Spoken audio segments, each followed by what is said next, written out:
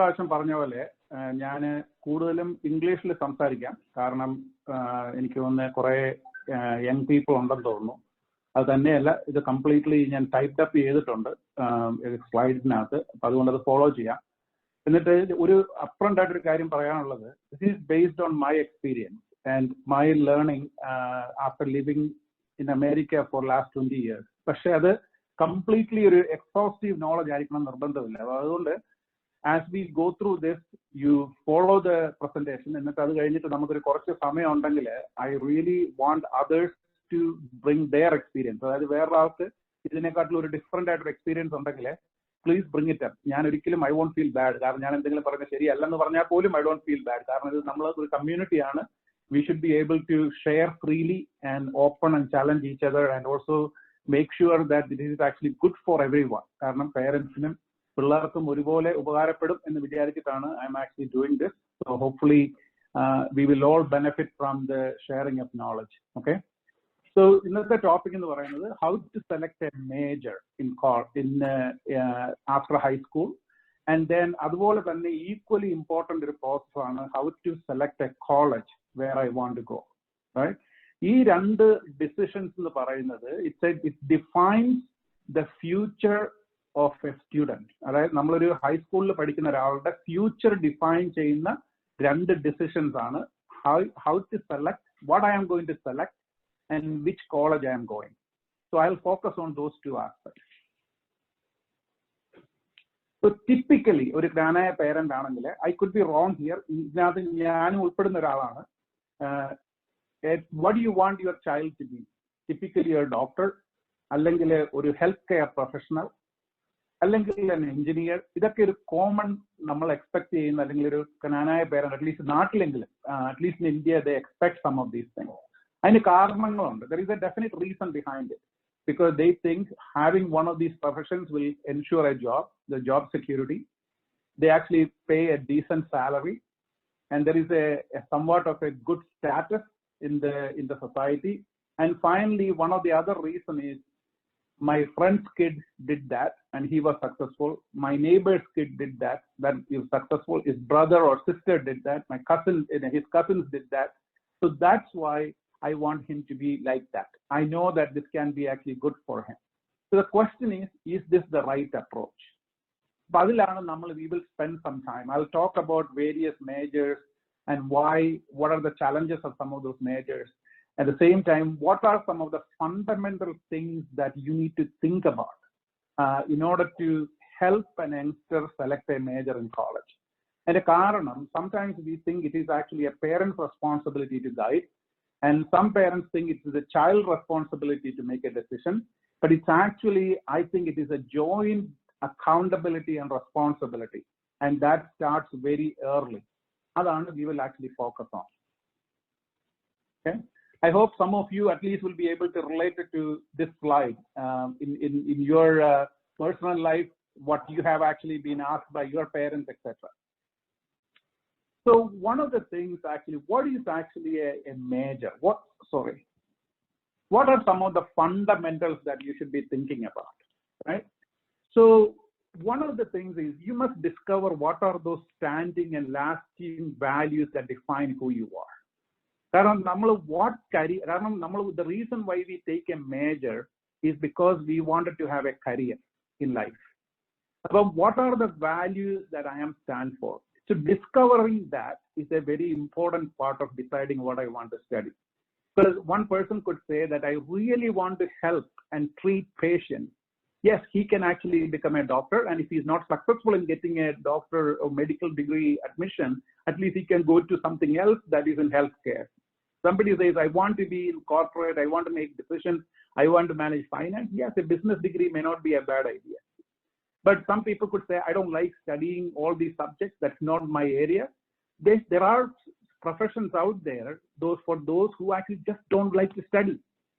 And so that is also okay. നമ്മൾ എന്ത് വന്നാലും അത് okay ആണെന്നുള്ളൊരു acceptance ആണ് the number one thing. What is the values that I want to live by? That defines who I am. That's very important. Number two is, what are the things that interest you? That's very important, because when you start learning different subjects in high school, what happens is some subjects that you really, really like it. You like to read, you like to learn, you like to spend time to learning that subject. Some subjects you don't even want to learn. So things that interest you is very important. Actually, as a parent also, I think parents are listening, we need to spend time to understand what actually our kids really like. Don't force them to like something that they don't actually want to like.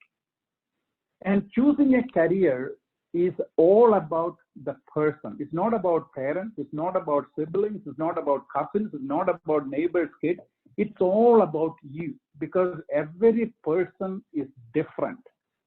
Therefore, even if you force somebody into a major, and when they, after the college, somehow they graduated and they went for a job, they will never be able to convince a future employer why they actually want to be in that job, because they don't define or they don't identify themselves with that job. So that is very, very important. So that, as I said, selecting a major defines your career. So that's why it's important that it is all about the person. That is actually what defines their major is. It's not, as I said, it's not parents, brothers, sisters, neighbors, kids, etc. And the fourth thing I would actually to do, what is important is talk to other professionals who know about these different areas. There is no one person who knows everything about every profession, everything about every career. So you should have multiple people you should be able to talk to. And there are so many diagnostic tests out there to decide, what your major is. But that doesn't take into account your personality sometimes and your passion sometimes, and also what you like or dislike in a job itself. And I'll tell you an example after this slide. But I just wanted, the reason why I say this is where a community like ours can be extremely powerful. If everyone and every professional is willing to donate a little bit of time for the community and the kids who grow up, and be a resource person and be available for them, and create events where people could come and talk to other professionals. And last time when I came and talked, I spoke about a community called Ismailis, which is an Iran-based Muslim, very modern Muslim community. In the US, they have a very structured program called a high school mentorship, by which each student who complete 8th grade is actually assigned to 2 or 3 professionals who work as a group to provide them mentorship and guidance and information about various careers. So this is something that we can experiment in a very small way, or at least in your local communities, make people available and give them a forum. And if you give them a forum, people probably will be happy. Who is actually not willing to speak to another young person or a girl or boy who is willing to find out more about different professions? So think about that. That's very important. So as I said, there are some key criteria that you can consider, right? So there's a major, because as I said, it's going to be a career for you, for that person. It should be related to my talents and my abilities. If I am an extremely good artist, think about something in art. As long as I think that's a career that I want to be, I would love to be an artist for my life. It could be any kind of art. It could be acting, it could be music, it could be drawing, whatever it is. If I'm a public speaker, I'm really good at public speaking. Think about being a lecturer, a professor, a lawyer, any of that profession, even a politician. Actually, it's not a bad thing if you do the right thing with that job, right? And if you are an extremely good organizer, think about a project management type of roles, right? And you love to teach other people. Again, teaching profession, it starts from elementary school all the way to college. You have all kinds of opportunities as a teacher. And you like coding. Some young kids are really good at coding, computer science. It's actually a great area to be focused on. Somebody good at singing, acting. So what I'm saying is that it's really about some people have natural abilities to do certain things, and then that could become a career for them. So select major that way. And as I mentioned before, some classes are interesting, some classes are not interesting. So there are people who are really good at math and others are not good at math. And it is proven. There is a reason why some people are good at math, some people are not good at math. So just because my son or my oldest son is good in math, that doesn't mean my next son or my daughter is actually good in math also. So never make assumptions. That's why I said never think about other people like neighbors' kids, my friends' kids, my cousins. None of that actually matters. It is about that person and what he actually or she likes. And also maybe sometimes if you are not 100% sure that what you want to be actually, then focus on majors that actually can divert you into multiple careers. So for example, finance. Finance is a very general degree that can propel you in many different directions. Math. If you're good at math, a math major can do an amazing different career opportunities for a math major. Even politics. The reason I give you a third one is the general, usually people don't think history, politics are all good majors. But these are the kind of people who go to law school, public administration. So there are so many different opportunities that people have. We just need to map them out. Then there are jobs that actually really promote financial stability. That's because the jobs are by its nature always in high demand. And so people actually reasonably paid well. So doctors, engineers, lawyers, medical professionals. So there are some jobs and stability is the most important thing. There are certain ways, certain professions you can gravitate to, but the cost of getting there is actually very high. So it's not about they can have a salaried job and a stable profession, but the cost to get there is actually pretty high. So then another thing is how long I want to commit to a college, because not all kids, as I said before, are the most academically talented. Some kids are academically challenged as well. So there's nothing wrong with having a kid who is actually academically challenged, because there are professions for them too. So there are associate degrees, there are trades, there are bachelor's, master's, PhDs, and professional degrees, etc. So there are so many opportunities. We just need to be open to it and search for it. Again, this is where parents have a huge role in doing that research on behalf of the student, if we can have. And then there are certain professions that require certification. They not only require degrees, but after completing a degree, having a certification actually makes you even more valuable, or they actually a prerequisite before you can actually get into practicing. For example, a CPA, that if you want to be an advanced accountant, a CFA, if you want to be an advanced finance guy. Even a nursing degree, in many countries, you need to pass a licensure certification in order for you to practice. A pharmacist needs to pass a board in order to practice. Actuary science, multiple exams you need to pass. An MD, multiple licensure exams depending on the country that you are from. If you're a lawyer, you need to pass a bar exam. So all these is actually important, because it's just not about completing a college, but complete a college and then pass the licensure in order to practice. The reason I say that in our case, many students actually from the US, I know that they go and study medical degrees outside the US. So when they come back, it's a very big struggle for them to pass through the 3 board exams, step 1, 2, and 2 clinical knowledge and 2 clinical skills. So only after then, they actually are qualified for a residency program, and then subsequently they can practice in the US. So those are all important. It's not about getting that admission in the first place, but it is all about completing and qualifying themselves for practicing that profession. It's extremely important. So I just stopped there. Just think about these points, because these are extremely important. Again, as I mentioned last time, if anybody wants the slides after the presentation, I'm happy to share this as well. Okay. So then, as I said, selecting what is a major and what's a minor. This is something that we actually often hear in many college situations.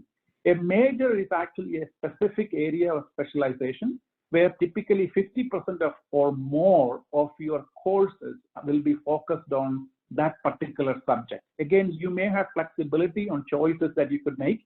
There will be a core curriculum in order to graduate with that major, but there are ancillary things that you can take based on your interest. But oftentimes, students graduate simultaneously take a minor. It's a secondary field in order for them to get an additional exposure and experience. Again, you need to take a certain minimum number of courses in order to graduate with a qualified minor. So for example, a finance major can actually also take an accountancy as a minor. A biology major can take chemistry as a minor. So they are related. There is no biology, advanced biology without chemistry. And finance and accounting is actually a good thing to combine. So when you select a minor, make sure that that minor can contribute to the major. Just don't go and take a minor for the sake of taking a minor. So that is very important. So when you think about focus, areas of focus, you can focus on general art subjects or humanities that we call, general science subjects you can major in.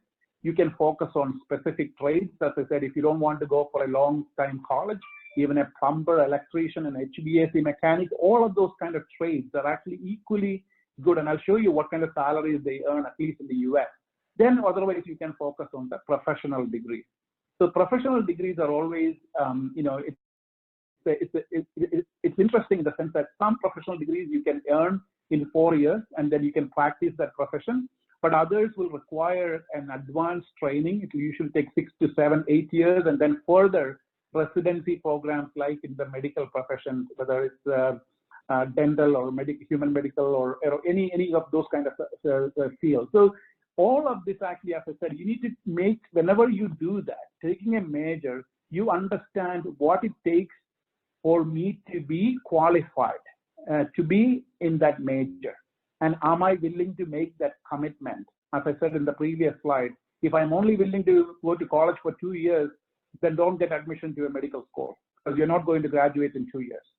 So that's something that we need to be thinking in the back of our minds. And as I said, I reiterate, selecting a major at the same time, if you want to have a qualified minor in your degree, select a minor that actually will be contributory or complementary to the major that you take. So I just put some examples here for some of the criteria that you can look at. Hey, please don't criticize me on the gradings I have given here. It is just for an example, right? So I actually wanting to have a conversation with my son or a daughter. I say these are the different careers based on your interest, based on which you are good at. And this is the number of years I need to spend. And these are the subjects that are important for that profession. And what is the earning potential? Because at the end of the day, we need to make a living. What's actually the salary? And what are my career options after that degree? What are the different things I can focus on? And what's the cost of education? How much I have to spend in order to get there? And what's the flexibility? Some people, flexibility is extremely important in their jobs. And so they don't want to work 60 hours a week. They want to work whenever they want. So they need flexibility. Some people love that. And then finally, how easy for me to find a job, right? So these are some of the things that you can use to create a table like this and sit with your, if you're a parent, sit with your kids. And actually, this is a process, as I'll tell you later, it's a 4-year process when you are in high school, and continuously evaluate and reevaluate the interest through something like this. So for example, a doctor, it takes about 7 to 8 years to basically graduate, and then it takes another 3 to 6 years to complete a residency. So that means if you are going to medical school, mentally, financially, and emotionally, you are connecting to about 12 to 14 years of education.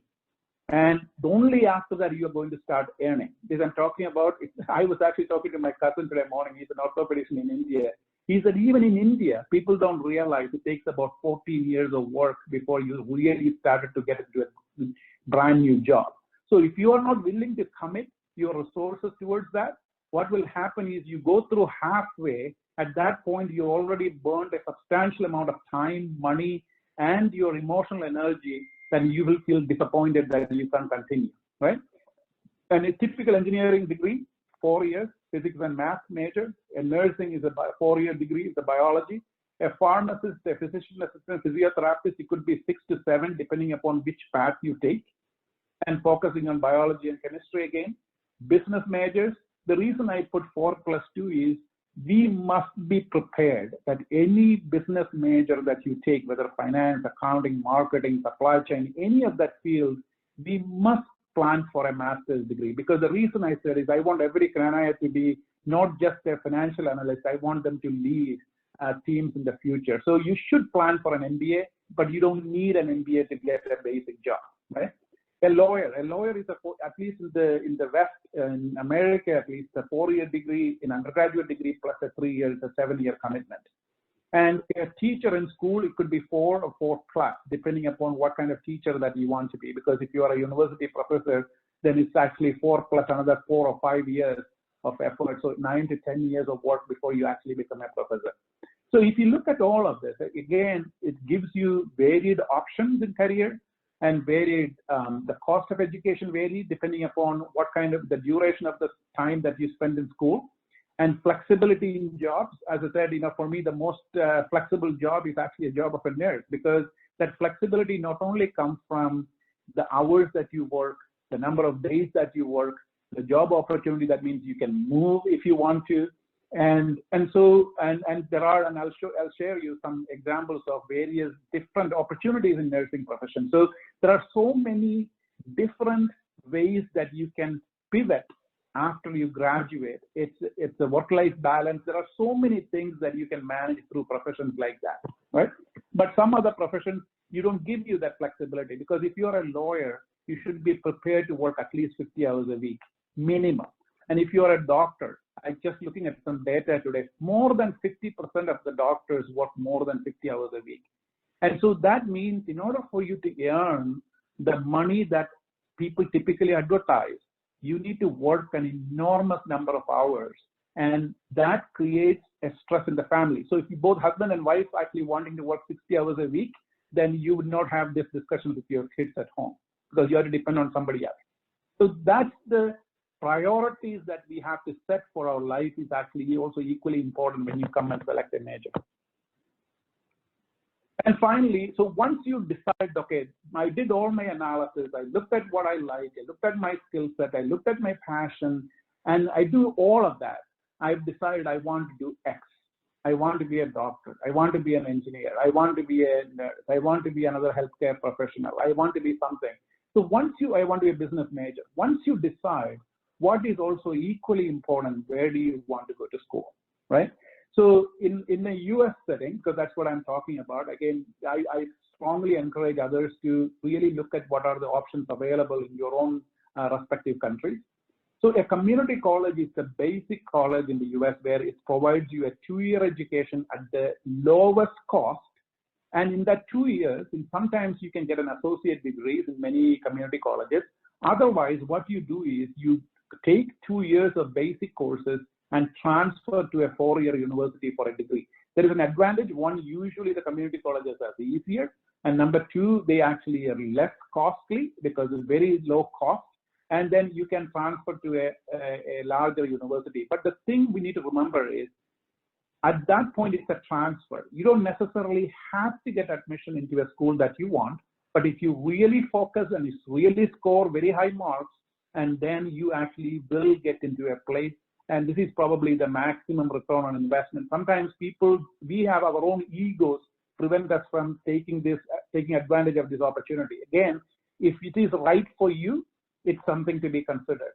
And these community colleges also offers a lot of trade type of courses, as I said, plumbing, electric, HVAC mechanics, and so they do so many of those. So if you are actually interested in going into that kind of trade, or auto mechanic, for example, that's actually a good place to be, because you don't spend much money, you don't come out with a lot of debt, you actually can have a decent living after graduating. The liberal arts colleges are very common in the US, where they actually offer and they focus on not a specific subject, a very broad-based education. So this is good if you want to do something beyond your general degree and go to a higher degree, a master's or a PhD in the future. Otherwise, you have to be thinking twice, why am I going to select a liberal arts college? Again, think about that. And then large state universities. The reason I separated them from others is state universities is a feature in the US where these are state funded. And this is almost like the Gandhi University in India, for example. They're state funded schools, relatively inexpensive, and they are reasonably qualified schools as well. So if you go there, you probably get the best value for your money from an education perspective. So think about that. Then there are some Catholic universities and colleges. The reason I called them out, we as majority of us are Catholics, we tend to favor a Catholic institution. Actually, Catholic institution by name itself, that doesn't mean only Catholics come there. All kinds of students can attend, all kinds of background can attend, but they have some basic Catholic principles behind it. So that's the reason why, a lot of Catholics, like Notre Dame is a very famous university in the US, it's a Catholic university, Loyola in Chicago, for example, Georgetown in Washington, these are all big, famous Catholic universities. So people do choose them. They are not cheap, they're actually very expensive. They are not enormously funded, not all colleges, so the opportunity for scholarships are probably lower. Then there are obviously private universities, which are a lot of them, but usually private universities are very expensive. So you have to be really thinking what major I am going to do in those private schools. And finally, there are, across all of these, there are top-ranked universities. A lot of times, there is certainly an advantage to go into a top-ranked university. So if your son or daughter is actually capable of getting an admission or capable of spending the time in high school in order to get to a top-ranked university, by all means you should encourage, because they are tough to get in, but they are really good when it comes to your first job or even before the internships, and they always command high initial salary. So usually they are the top 10 schools, top 25, and top 50. And beyond that, there is nothing to say that I'm in the top 100 school, doesn't really matter. So I would, again, in every country has these kind of ranked schools. And if we can push our kids to go to the top ranked schools, I think we should. But again, if they are unable to get into a top ranked school, never get disappointed, because that's not the end of the world, right? I went to Oklahoma State when I came here for my master's. That is ranked 137 in the US. But after my PhD, I went to Harvard because I actually was able to go to the #1 school. So there is always an opportunity for you that if undergraduate is not in a particular school, but you can actually have your graduates. That's why I said never think about stopping at the undergraduate level. You can always go to a graduate school in a much, much highly ranked, because what happens is, at the end, when you come out, if you go for an MBA or a master's or any master or PhD type of degree, if you come from a ranked university, nobody will check which was your undergraduate school at that point. People only remember the last school that you attended. So always remember that. So if you are really wanting to be a top ranked school, if you didn't make it, that's not the end of the world. Parents, don't blame your kids. Don't make them discouraged or disappointed. This is actually, maybe that was a good thing that has happened to him or her. We have to be accepting that. Then only it becomes easier for everyone, and it's easier for them to value the education that they get for the next following 4 years. Then the other important decision is whether you want to be in a large university, a medium-sized university, or small university. The reason is, this is again in the US context, it's important. Please check in your respective countries whether this is actually an important criteria to consider, but here it is. The reason is, large schools means you are, most often, especially in the early years, first year and second year on the general program, you will be in classes with 300, 400, 500, 600 students in one class. You'll be listening to a lecture in an auditorium, right? So nobody is going to get any personal attention. You are essentially your own, or you have to depend on teaching assistants who help the professor who actually takes the classes. So you have to be comfortable with that. But at the same time, some people really like that look and feel of a college that is large and graduating from there. Again, whether from a large, medium, or small, that doesn't define your future. It is your comfort level as a student. And sometimes some parents are also uncomfortable, but again, give priority to the preference of the student. Then there are small schools where you actually, almost like in a high school, you get personal attention. And if you think that if you, as a student and you actually thrive well, or you'll be more successful, get more personal attention from your teacher, always choose small schools. There are plenty of small colleges to choose from, right? The 5,000 or 15,000 is all the total student body, including undergraduate and graduate and, PhD and all of that, right? Then there's another thing about a campus versus a non-campus. So there are universities, they are in big campuses. That has their own fun, actually. Some students love to be on a campus. Some students don't care. And if you really thrive and you really fun to be in a campus university, select that, right? So my recommendation is, when you select a college, when you think about going to a college, when you go in for college visit at least one example of each, because only when you go there, you will understand what a big school can offer and what a small school can offer. So that helps you to make the right decision. And sometimes a student who never understands this, during a college visit, they may gravitate towards a particular college because they, from there as an individual, as I said, their personality and who they are a person could actually drive a different outcome for them.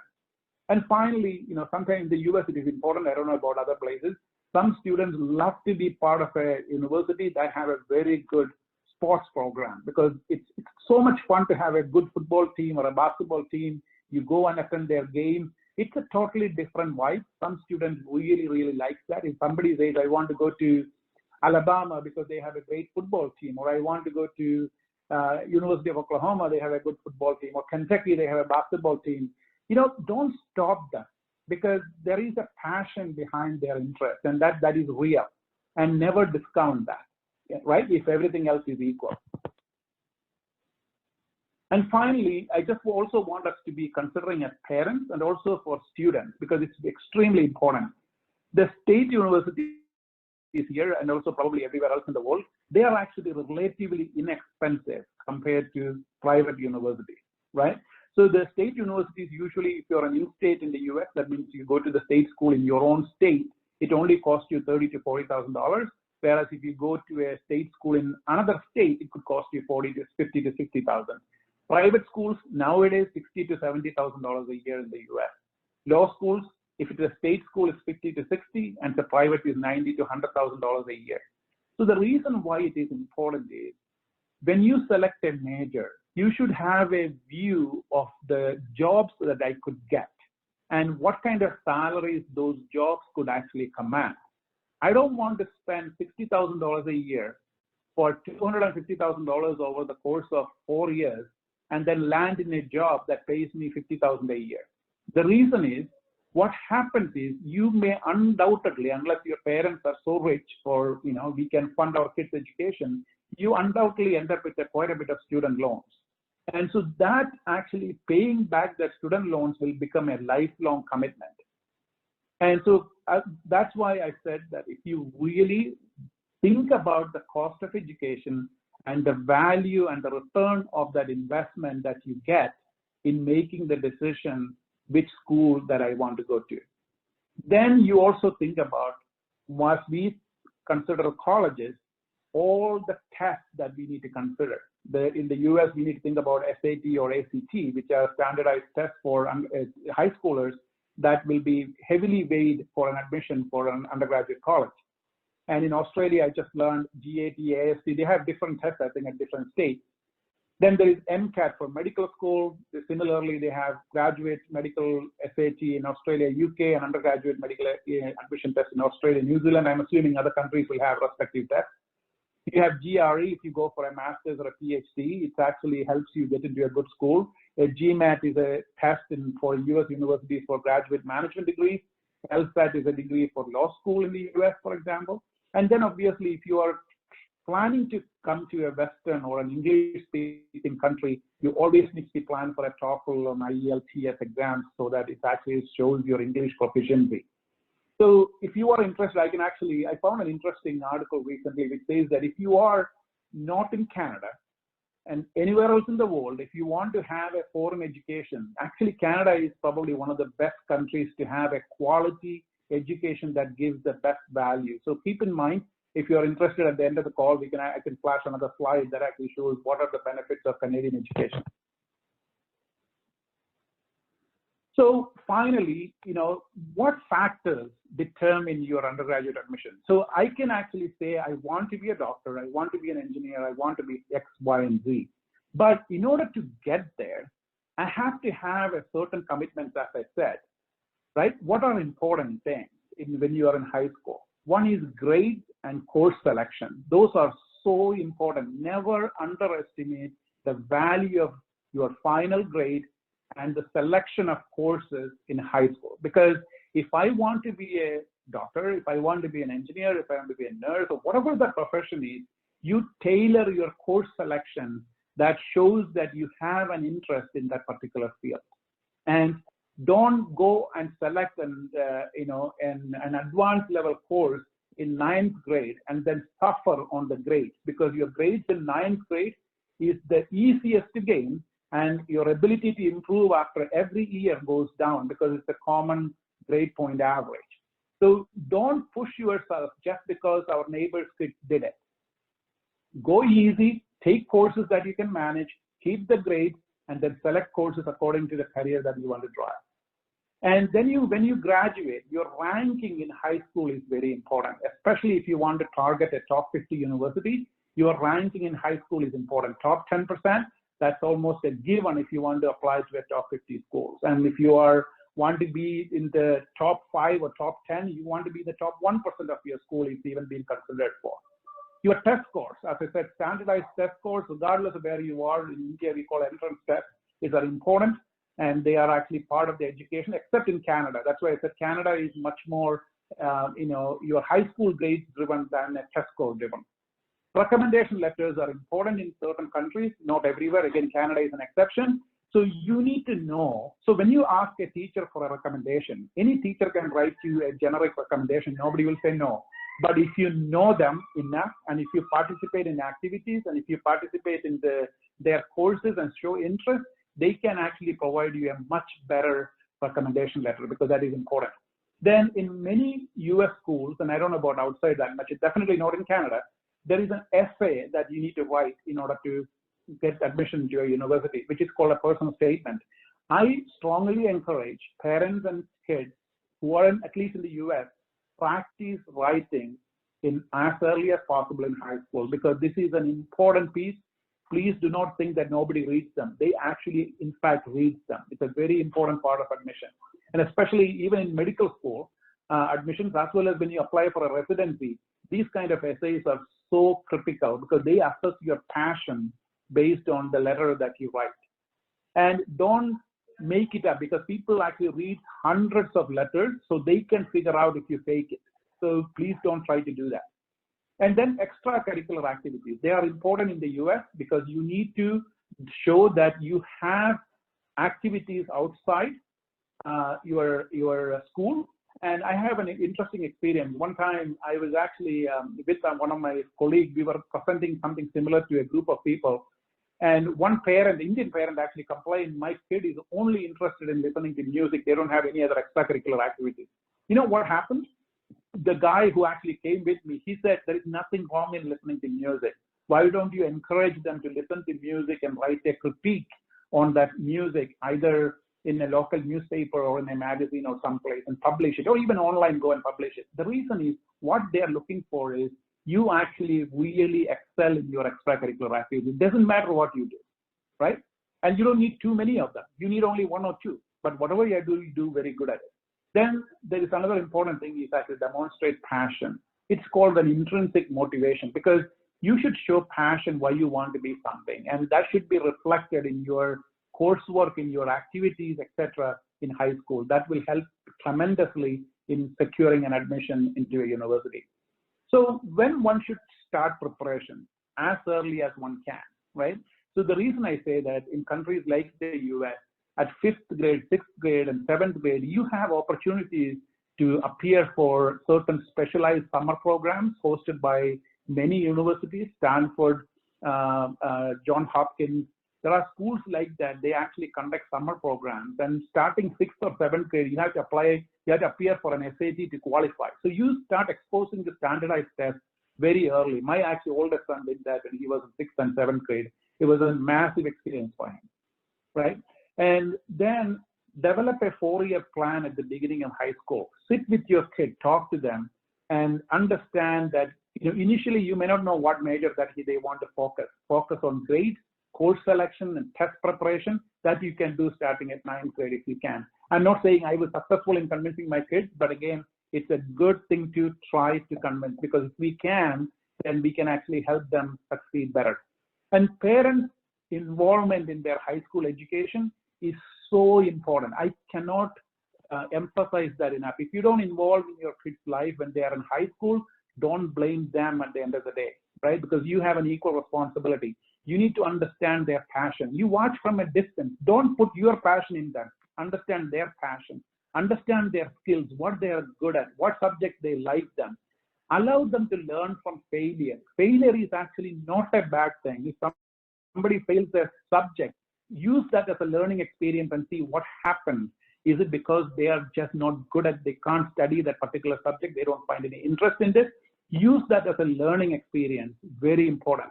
If possible, find a mentor outside school. That's they can be mentor inside as well as outside school. Then finally, I would say parents can do one thing that nobody else can do, instill a purpose in their life. The reason is today's world is very complex, extremely complicated with social media, and the pressures that our students and our kids face in this world is unbelievable. So it's so important that slowly and steadily instill a purpose in their life. What is a purpose? I just put a definition from one of the professors at Stanford: a stable, generalized intention to accomplish something that is at the same time meaningful to the self, to them, and consequential for the world beyond self. Because you cannot be actually ultra selfish in order to drive a career. You have to be a collaborative. You have to have you have to be thinking about what others. Then only you can really excel. So instilling that purpose is only parents can do, and you can't do that at 12th grade. So you have to start early as possible. So here I actually wanted to show you some of the examples of what a nursing profession can do, the diversity of a nursing profession. And then I also try to show some of the median American US salaries, and other people can build similar structure using your own country information. So the reason I said that is a nurse's aide who actually require only a high school education can still make around $30,000. And I know that a lot of people actually do that job even in our community. There's nothing to be ashamed about, right? And then this goes, if you go higher from, is an LPN or an RN, which is a registered nurse with a BSN degree. And then you have a nurse practitioner. I never knew until my daughter decided to go to nursing school that there is a nurse anesthetist specialty that actually pays a substantial amount of salary. In New York, actually, it is more than $200,000, right? So the reason I state that, when one of your daughter or son decide to go to nursing, don't let them stop at the BSN degree. There are so many other opportunities for them beyond BSN to earn a very decent living. But even with BSN, they will have a job at 4 years. The reason I say that, my daughter, when she came and asked what she should major in, I asked, what do you want to do? And she said, I want a guaranteed job at the end of 4 years, and I have the maximum flexibility. I said, the only thing I can think of is nursing. Then she said, oh, I'll go for it, and I like biology, and I'll go for it, right? So there's nothing to be thinking about.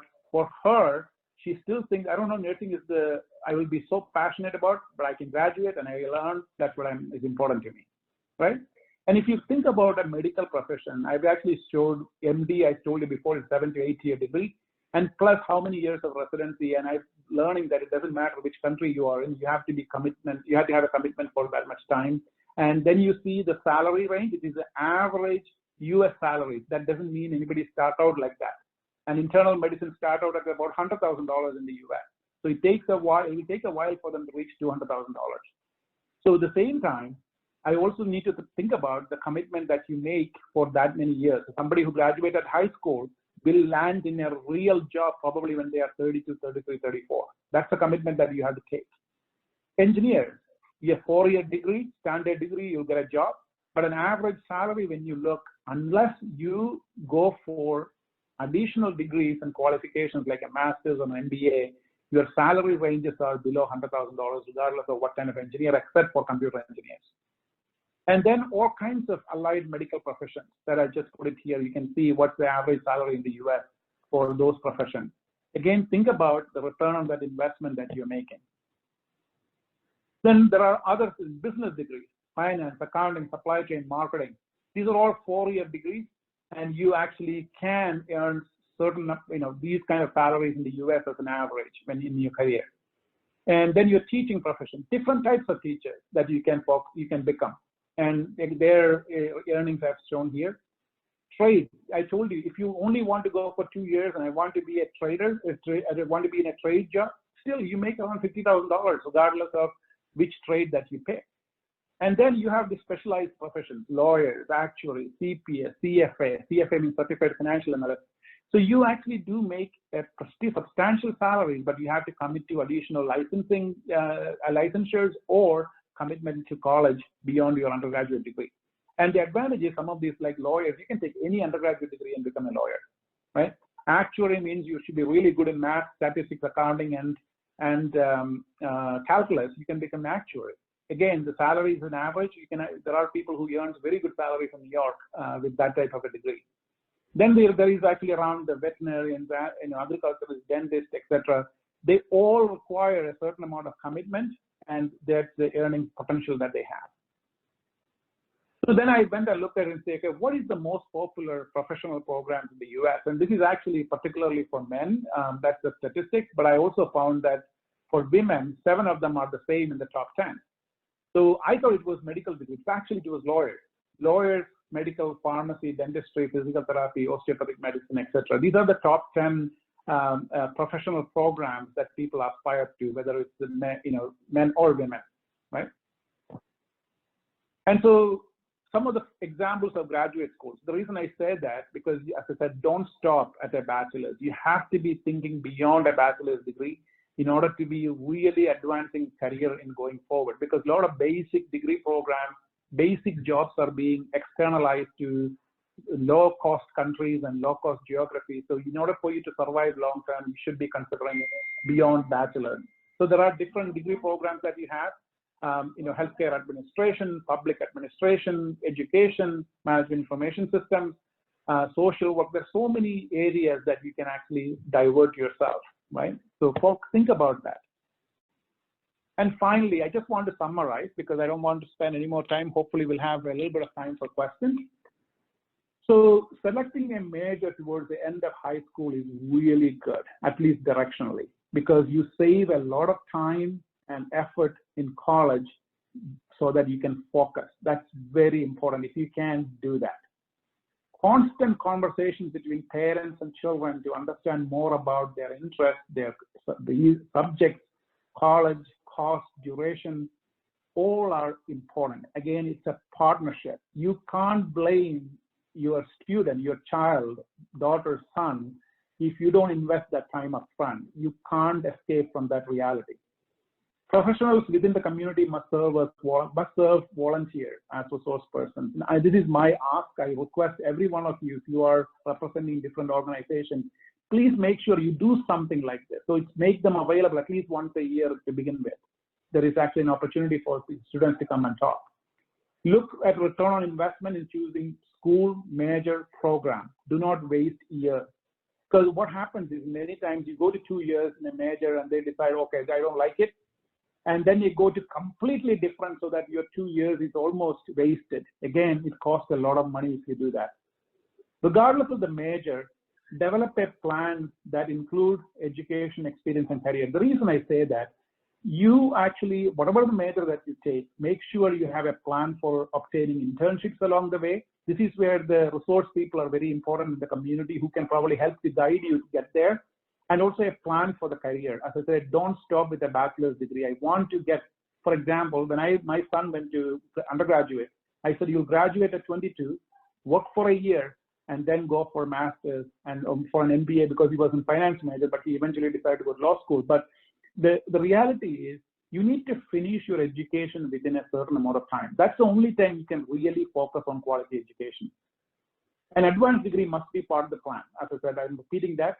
This is very important. Timing is critical. You can't say that I'm going to work for the next 10 years, I'm going to get a degree. Yes, you can, but then you will have already passed the opportunities that you could get otherwise during your career. And finally, prudent with student loans. It's a huge burden for kids. If parents can pay it off, it's well and good. If not, an example, I actually just saw today morning that a medical school graduate will come up with around $230,000 on an average in the US as student loan debt. If they pay the regular student loan repayment program, it takes 13 years for them to pay off. So once they start job at 33 or 34, by the time they pay off, it will be 45 and 46 years of age. So that means you lost a majority of your life paying back student loans. So think about that. Again, as much as possible, don't waste money when you're in college. And finally, I just wanted to leave with one message. Life is short, right? We all know that nobody is guaranteed 70, 80, 90 years of age. Work-life balance is critical. You don't want to be in a job where 100 hours you're going to spend at your work that you have no time for your family or kids if you choose to have a family. So that's extremely important. I have an example of one of the people I know is an anesthesiologist. He actually just wanted to make enough money as an anesthesiologist. So he works only 3 days a week. The rest of the time, he actually does his own stuff, which that means instead of a typical anesthesiologist making $350,000, he only makes $200,000 and he's happy with that. So that's important, right? And what kind of work-life balance I want to strike. And then finally, purpose. As I mentioned before, what's the purpose? I don't forget that. And finally, what's the legacy I'm going to leave behind as part of my education, as part of my career, and what I'm going to leave behind for society, community, and my family. And that's very important. But again, as you plan this, as I said, the third bullet from the bottom, that plan, when you build, should have a plan for family as well. The reason I say that, many times we in our community have seen over and over again, people make the mistake that kids go to school, they go to school until they are 29, 30, and then they say it's actually now too late for me to get married, or I'm actually not able to get the right people to get married. So it should happen somewhere in between, because there has to be an age for everything, right? So plan the career and the education in such a way that all are accomplished, as long as, again, family life and family is actually important, because again, that's an individual choice. And if that is important, we should actually plan it together in such a way that we have to have a planning early in the system. So I'll stop there. That's all the presentation I had. Happy to take questions, or if other people who have experience different than what I presented, please feel free to share. As I said, it's a learning for everybody.